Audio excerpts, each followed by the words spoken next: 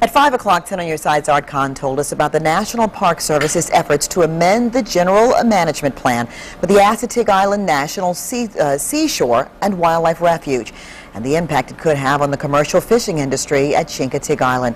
Well, Art, the chief among the concerns of the fishermen is the proposal to prohibit the harvest of horseshoe crabs. Yeah, that's right, Alvita. And actually, federal officials tell me it's always been illegal to harvest horseshoe crabs within all National Park Service areas.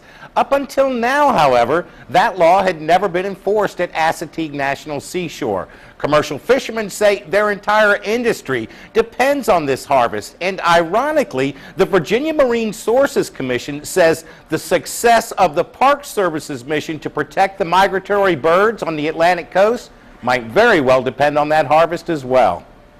I'll bring it right here. That's all right. The harvest of horseshoe crabs for commercial fishermen in the Toms Cove area of Chincoteague Island is more than an industry, it's a way of life. I've been doing it for the last 35, 40 years now. 80% of my income is based on horseshoe crabbing.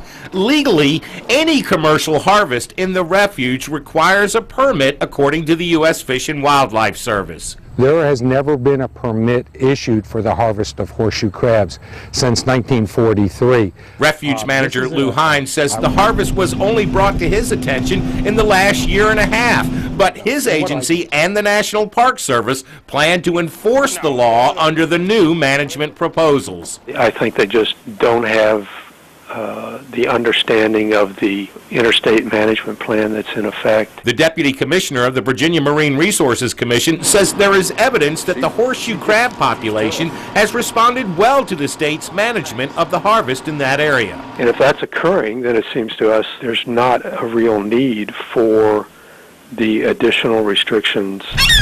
But the refuge manager says migratory birds depend on the creatures for food. The eggs from the horseshoe crabs are a large part of their diet during the spring migration. Up in Delaware Bay, the horseshoe crabs are crucial to the red knot, the piping plover, for a food source. They need the horseshoe crab eggs up there. Down here, they don't need them whatsoever. There's so many other things that the birds feed off of. In fact, according to the VMRC, prohibiting the harvest at the refuge could do more harm than good. If fishermen can't crab there, they will very likely move out into the ocean where they will tend to catch crabs of Delaware Bay origin, which are the precise crabs that we're trying to protect with the existing management plan. But it's not just fishermen that are concerned about the proposals for the general management plan right now. In fact, local leaders say the entire economic well-being of the town is at stake here.